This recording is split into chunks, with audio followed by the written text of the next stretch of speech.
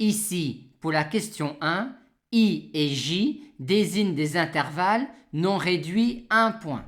Et on considère alors une fonction U de J croix I dans R ou C qui un couple xt de J croix I lui associe U de xt.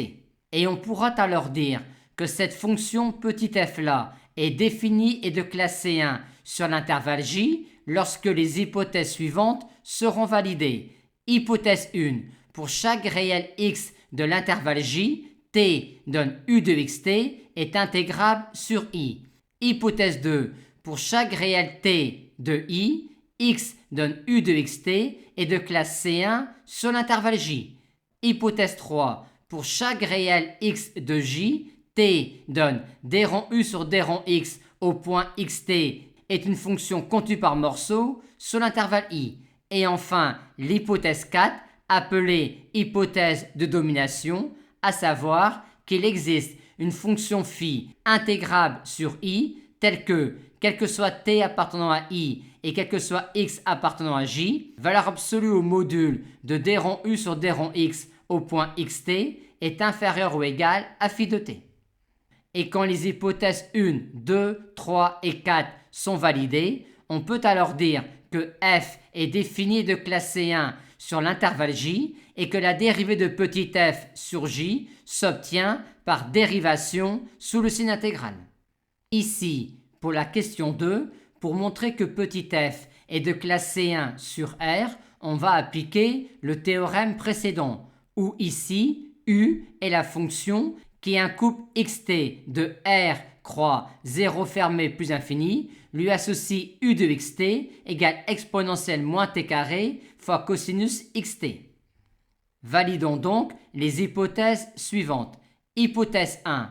Quel que soit x appartenant à R, t donne U de xt est bien une fonction intégrable sur 0 plus infini, étant donné que t donne U de xt est une fonction continue sur 0 fermé plus infini, et que pour chaque réel x, U de xt est, quand t tend vers plus infini, un petit taux de 1 sur t2 avec t donne 1 sur t2 qui est intégrable sur 1 plus infini. Hypothèse 2. Pour chaque réel t de 0 fermé plus infini, x donne U de xt est de classe C1 sur R et la dérivée partielle de U par rapport à x en un point xt de R croix 0 fermé plus infini est cette quantité-là. Hypothèse 3. Pour chaque réel x, t donne d rond U sur d rond x au point xt est une fonction continue sur R. Et enfin, l'hypothèse 4, l'hypothèse de domination, où cette inégalité-là la valide, étant donné que t donne t exponentielle moins t carré est une fonction indépendante des réels x considérés et qui est intégrable sur 0 plus infini, étant continue sur 0 fermé plus infini et étant négligeable en plus infini devant 1 sur t carré.